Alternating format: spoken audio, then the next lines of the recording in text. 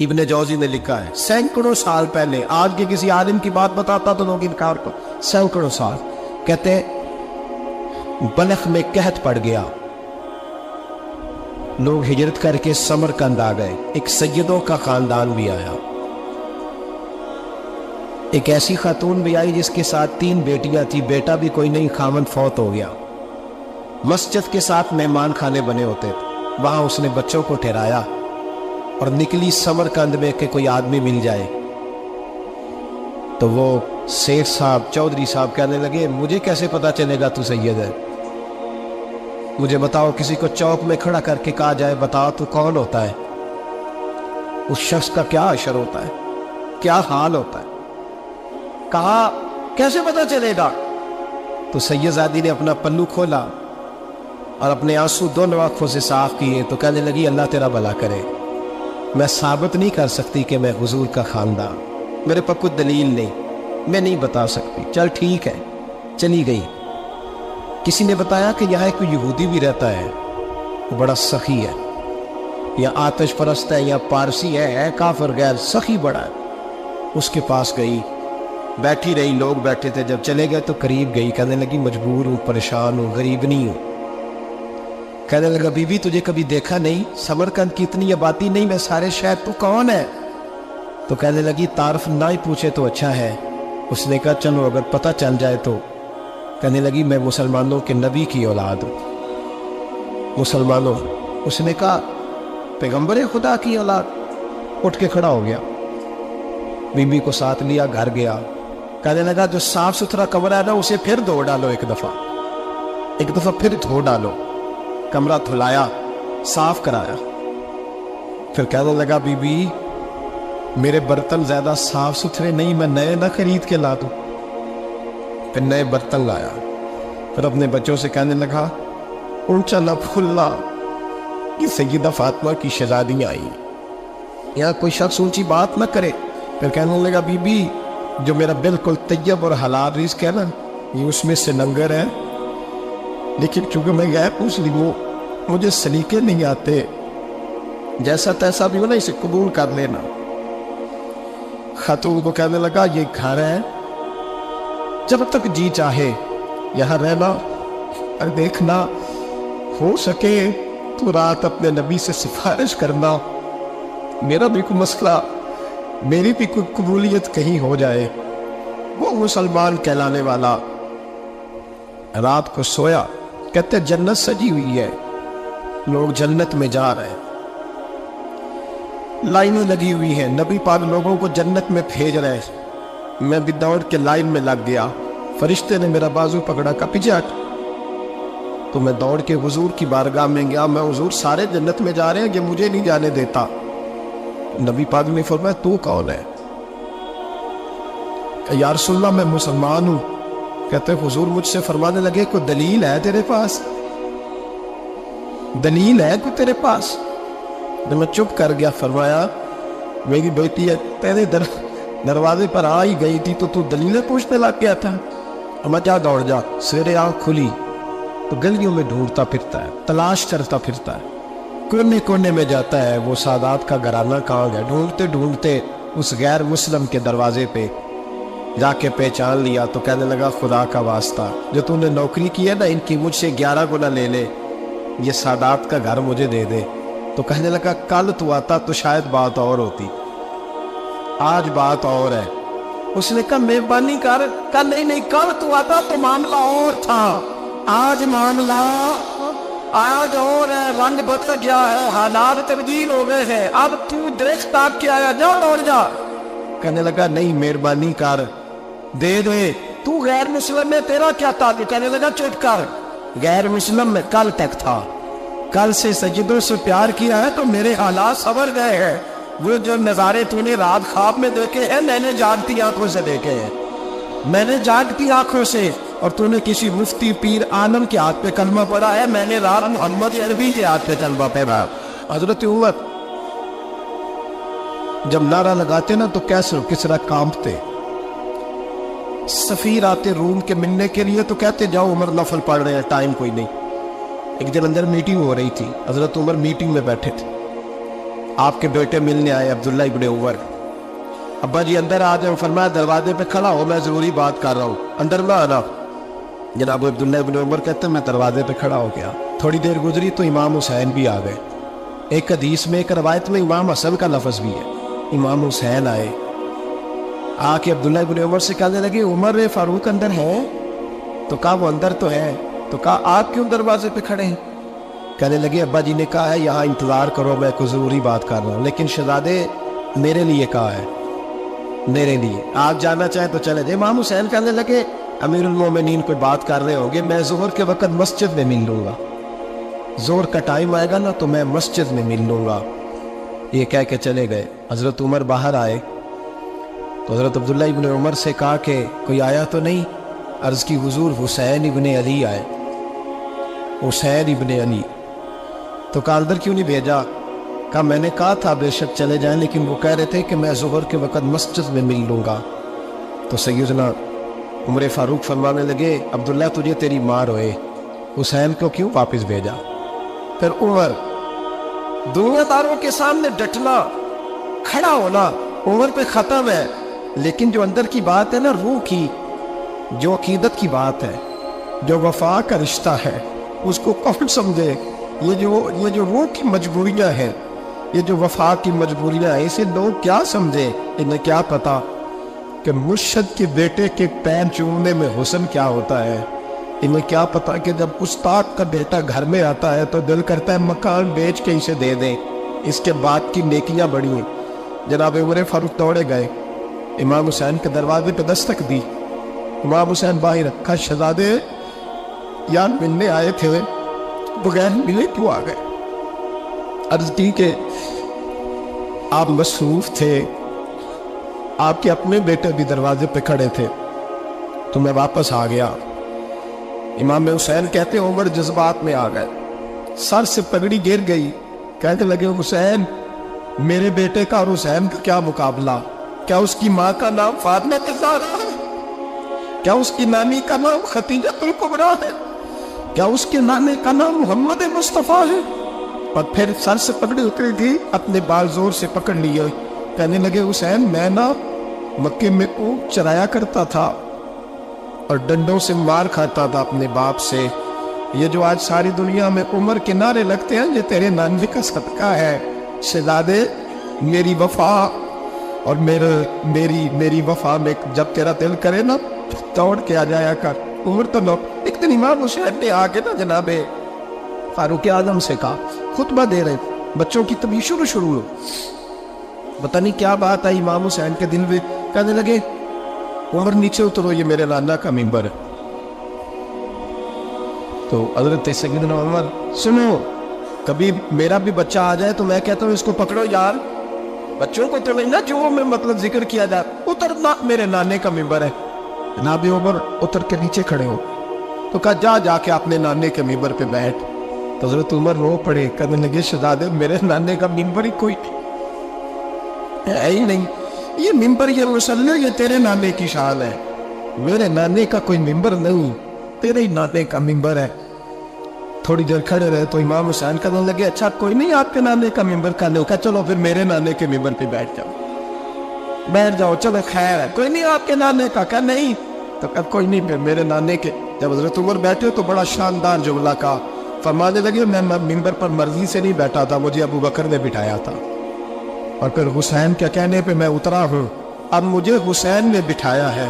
اب کسی کی جرأت ہے تو عمر کو اتار کے دکھائے, اب میں حسین کا تیری نسل پاک میں. یار کتنی بے شرمی کی بات ہے, لوگ امام حسین کو باغی کہے. وہ حضرت امام اعظم ایک باغ میں بیٹھے تھے, شاگرد ساتھ تھے, تو کتابیں بکھری ہوئی تھی, کچھ لکھا جا رہا تھا, بکھری ہوئی تھی کتابیں. امام محمد بھی بیٹھے تھے, امام ابو یوسف, کئی اور شاگرد بیٹھے تھے. تو جب لکھتے ہیں نا یہ لوگ تو حوالوں کی تلاش ہوتی ہے, کتابیں بکھری ہیں, صفحے بکھرے. بچے گیند کے ساتھ کھیل رہے تھے, تو گیند اچانک باغ میں آئی, تو ایک چھوٹا سا بچہ گیند لینے آیا, تو امام اعظم اٹھ کے کھڑے ہو گئے.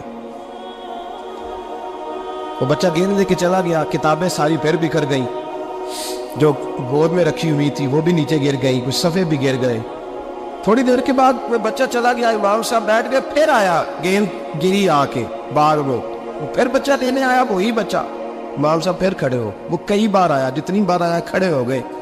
کئی لوگ صبر نہیں کر پاتے، جلد باز ہوتے ہیں آج کل کے شاگردوں کی طرح، تو ایک شاگرد بول پڑے، کہنے لگے حضور وہ تو بچہ ہے 100 دفعہ آئے گا، اب 100 دفعہ کھڑے ہوں گے۔ فرمایا تو 100 کی بات کرتا ہے، یہ 1000 دفعہ بھی آیا تو میں کھڑا ہوں۔ کہا حضور بچہ ہے آپ کیوں کھڑے ہو گئے؟ فرمانے لگے معمولی بچہ نہیں، میرے استاد کا پوتا ہے، تو جس نے مجھے اللہ رسول کا نام بتایا اس کا پوتا ہے تو میں کھڑا نہ ہوں۔ اگر استاد کے پوتے کا یہ ادب ہے تو بتاؤ محمد عربی کے نواسے کا کیا ادب ہے؟ رسول اللہ صلی اللہ علیہ وسلم، لوگ سمجھتے ہم قائل نہیں ہیں وہ والی شہادت بیان کرنے کے جس میں کہتے ہیں ہائے حسین تو سکینہ تو زینب۔ ہمارے بزرگوں نے ہمیں یہ سبق، ہمارے بزرگوں نے ہمیں بتایا کہ امام حسین کی شہادت اس طرح بیان کرو کہ نوجوانوں میں جذبہ جہاد پیدا ہو، عورتیں صبر کا پہاڑ بن جائے، اس طرح شہادت ہمبے والی۔ لیکن ایک بات ضرور ذہن میں رکھیں، یہ جو لوگ کہتے ہیں نہیں بڑے مظلوم تھے پانی نہیں آ سکا، میرے سے حوالہ دیکھے جس نے دیکھنا ہے، میرے سے حوالہ دیکھے، میرے سے۔ حضرت امام حسین میدان کربلا میں تھے تو تھوڑی سی جگہ کھود کے نا امام حسین نے تو خندق کھودی۔ خندق کھودنا عرب کا رواج تھا، مدینہ میں بھی خندق کھودی گئی، اس کا نام ہی جگہ خندق۔ تو خندق کھود کے نا آگ جلائی جاتی تھی، یہ حفاظت کا ایک ذریعہ تھا تاکہ دشمن نہ آئے۔ تو امام حسین نے اپنے خیمے کے سامنے خندق کھود کے اس میں آگ جلائی تاکہ پردہ رہے، عورتوں کے پاس کو دشمن نہ آئے۔ تو ایک شخص سامنے کھڑا ہو کے کہنے لگا حسین تو نے دنیا نہیں آگ جلا لی ہے؟ معاذ اللہ سما معاذ اللہ، کہنے لگا آگے تو آگ ملے گی، یہاں جلا لی ہے؟ تو امام حسین کہنے لگے میں حکم دیتا ہوں آپ کو کہ تجھے ابھی پکڑ لیں۔ لوگ کہتے ہیں مظلوم تھے، میں حکم دیتا ہوں آپ کو تجھے ابھی پکڑ لے۔ یہ لفظ امام حسین نے کہا۔ میں 3 کتابیں تو میری لائبریری میں ابھی ہیں جن میں حوالہ ہے، 3 کتب سے، اور آج کل پرسوں کی کتاب نہیں، سینکڑوں سال پرانی۔ جب کہا نا میں حکم دیتا ہوں تو وہ آدمی گھوڑے سے نیچے گرا، گھوڑے سے نیچے گرا، اور گھوڑے کی رکاب کے اندر اس کا پیر الجھا، گھوڑا ڈر کے اتنا دوڑا کہ جا کے اس آدمی کو آگ میں پھینک دیا۔ امام حسین کے سامنے جل کے مر گیا۔ یہ حسین ابن علی ہے، یہ ابھی حکم دیتے تو فرشتے ابھی آ جاتے، یہ ابھی بات کرتے تو ساری دنیا کی فوجیں ابھی اکٹھی ہو جاتی، یہ ابھی حکم دیتے تو ابھی آ جاتے۔ اور اگر جناب اسماعیل کے لیے توبہ آ سکتا ہے تو وہ تو حضرت ابراہیم کے بیٹے تھے، اور یہ پھر مصطفیٰ کی اولاد ہے، ان کے لیے کیا کچھ نہیں ہو سکتا۔ لیکن امام حسین نے پسند کیا تھا کربلا کے جہاد، اس کو پسند کیا تھا مولا علی نے، وہ اپنی پسند پہ تھے۔ کوئی آدمی اس طرح نہ بیان کرے کہ بڑے مظلوم تھے تو بڑی مشکل میں تھے تو بڑا روتے تھے بڑے، اور کوئی شخص ایسی بات، یہاں تو تماشا لگ گیا ہے، تماشا لگ گیا ہے۔ ایک وہ ہے جو آج کا کہہ رہے بس جی وہ تو 2 شہزادوں کی جنگ تھی، انہیں بھی شرم نہیں آتی، اور ایک ممبروں پہ چڑھے ہوئے ہیں، چہرے پہ داڑھی کوئی نہیں، سر پہ ٹوپی کوئی نہیں، بازاری سا انداز ہے، کبھی دوڑ کے ادھر جاتے ہیں، کبھی بھاگتے ہیں، کبھی کہتے ہیں اونچا بولنا، پیروں پہ کھڑا ہونا، یہ لوگ بیان کریں گے امام حسین کی بات، یہ لوگ بیان کریں بیویوں کے مصائب پڑھ رہا ہوں، بہت بیویاں ہوتی ہیں جو آئے آئے کرتی ہیں، باب اللہ کرتی ہے، یہ میرے نبی کا خاندان ہے، یہ میرے نبی کا خاندان ہے، نبی کا خاندان۔ میں حوالہ دکھاؤں گا، مجھ سے سنو حوالہ۔ حضرت سیدہ زینب نے سارے جنازے دیکھے، بھتیجوں کو بھانجوں کو سب کو شہید ہوتے دیکھا، عورتیں ڈرتی میت کو ہاتھ نہیں لگاتی، چیختی ہے بیبیاں، لیکن حضرت جناب زینب نے پتہ کیا دیکھا تھا؟ وہ سننا ذرا، امام حسین کی لاش مبارک کربلا میں پڑی تھی، اور امام حسین کا سر کاٹ کے نیزے پہ چڑھایا گیا تھا، اور وہ بیویوں کے سامنے خالی سر چل رہا تھا، اور سینکڑوں میل کا سفر کر کے دمشق کے بازاروں سے گزرتا ہوئے سر گیا۔ آج میں سر کی بات نہیں کرتا، سر کی، آپ مرد ہیں، جوان ہیں سارے، یہاں کسی کا کٹا ہوا ہاتھ پھینک دیا جائے نا، ہاتھ میں چیخے مار کے دوڑ جائیں گے، بلکہ ہاتھ تو دور رہا، کسی کی انگلی کاٹ کے یہاں پھینکی جائے تو لوگ چیخے مار کے مر دوڑ جائیں گے، لیکن کٹا ہوا سر دیکھا، لاشیں دیکھے۔ یزید کا دربار آیا، بی بی صاحبہ کو نا ایسے عورتوں نے اپنے حالے میں لیا ہے، سیدہ زینب وہاں بیٹھ گئی، تو جب بولا نا وہ یزید دربار میں، کہنے لگا کہ دیکھو اللہ نے عزت والوں کو عزت دی، معاذ اللہ ثم معاذ اللہ۔ اور میرے مخالفین کا کیا حشر ہوا جب اس نے دیکھے نا، ایک آدمی مجبور ہے، مقہور ہے، اتنا لمبا سفر ہے، غربت ہے، پیاس ہے، بیماری ہے، کیا انداز ہے جب اس عالم میں یزید کے دربار میں اس نے گستاخی کی امام حسین کی۔ یہاں لوگ کہتے ہیں کسی کو کچھ نہ کہیں کہ کیوں نہ کچھ کہیں، جو سیدنا امام حسین کے بارے میں بات کرے تو زبانیں کھینچے گی اس کی، جو صحابہ کے بارے میں بات کرتے تو ہم کرنے دیتے ہیں۔ یہ کیا بات ہوئی؟ گستاخی کرنا، بے ادبی کرنا، یہ کون سا دین ہے؟ یہ تو تم بے دینی پھیلا رہے ہو۔ سنو، جب اس نے بے ادبی کی تو سیدہ زینب چپ نہیں رہی، بلکہ حضرت زینب بولی اور کھڑی ہوئی، اور آپ نے تلاوت کی قرآن مجید کی اور آیتیں پڑھی، کہنے لگی وَتُعِزُّ مَن تَشَاءُ وَتُذِلُّ مَن تَشَاءُ بِیَدِکَ الْخَیرُ۔ اور آپ فرمانے لگی یزید تو کہتا ہے تیرے مخالفین پس پاپ تجھے عزت ملی۔ آپ فرمانے لگے یہ تیرا دربار ہے نا، یہ تیرا سجا ہوا ہے نا، تیرا اس وقت ڈنڈا چلتا ہے نا۔ فرمانے لگی چند سال ٹھہر جا، تیرے اوپر لوگ لعنتیں برسائیں گے، اور فرمایا جب جمعے پڑھے جائیں گے تو لوگ میرے حسین کے نام کے خطبے پڑھیں گے۔ فرمایا آج یہ تیرا دربار ہے نا۔ حضرت نعمان بن بشیر صحابی رسول تھے، وہ کہتے ہیں میرے قریب ایک نابینا صحابی بیٹھا تھا، سنو حوالہ میں دکھاؤں گا۔ کہنے لگے میرے قریب اس وقت یزید کے دربار میں ایک نابینا صحابی بیٹھے تھے، جب بی بی زینب نے یہ بات کی نا تو وہ نابینا صحابی میرا ہاتھ پکڑ کے کہنے لگے نعمان علی آ گیا ہے، یہ تو علی کی آواز ہے، علی آ گیا۔ جبریل علی بول رہے ہو جیسے حکامت کے گوہر رول رہے ہو جیسے دربار دمشق میں وہ زینب کا خطاب منبر پہ علی بول رہے ہو جیسے۔ کہنے لگے یہ تو علی کی آواز ہے۔ جناب نعمان بن بشیر کہنے لگے نہیں، علی جب بولتے تھے تو بڑا رنگ ہوتا تھا، ابھی تو زینب کھل کے بول ہی نہیں رہی، ابھی تو زینب ستائی ہوئی ہے، ابھی تو زینب زخم کھا کے آئی ہے، ابھی تو زینب پیاسی ہے۔ کاش زینب تر و تازہ ہوتی اور زینب خطبہ پڑھتی تو علی کی طرح گرجدار آواز نکلتی، یزید کے مہر کانتے جبریل امین بول رہے ہو جیسے، حکمت کے جوہر بول رہے ہو جیسے، دربار دمشق میں بی بی زینب کا خطاب منبر پہ علی بول رہے ہو جیسے۔ وہ مسکینوں کی طرح منتیں نہیں کر رہے تھے، ہائے پانی ان کا مزاج ہی نہیں تھا، بلکہ وہ دلیر لوگ تھے، دلیر، اور بر موقع بر محل بولتے تھے۔ یزید آیا دربار میں، جب یہ سارا قافلہ وہاں پہنچا تو یزید دربار میں آیا، اور جب وہ دربار میں آیا تو بادشاہوں کا طریقہ ہے، گاڑیاں اب ہمارے بادشاہوں نے روٹر والی گاڑیاں رکھی ہوئی ہیں، وہ یوں چلتی ہے، شور ہوتا ہے پیچھے۔ یہ اس زمانے میں کہا جاتا تھا با دبا ملازہ ہوشیار، پیچھے ہٹ جاؤ، نعرے لگنے لگے۔ تو یزید کا ایک ناخلف بیٹا امام زین العابدین سے کہنے لگا تیرا باپ کہاں ہے؟ دیکھ یہ میرے باپ دادا کے نعرے، دیکھ میرے باپ کے نعرے، تیرے کے نعرے۔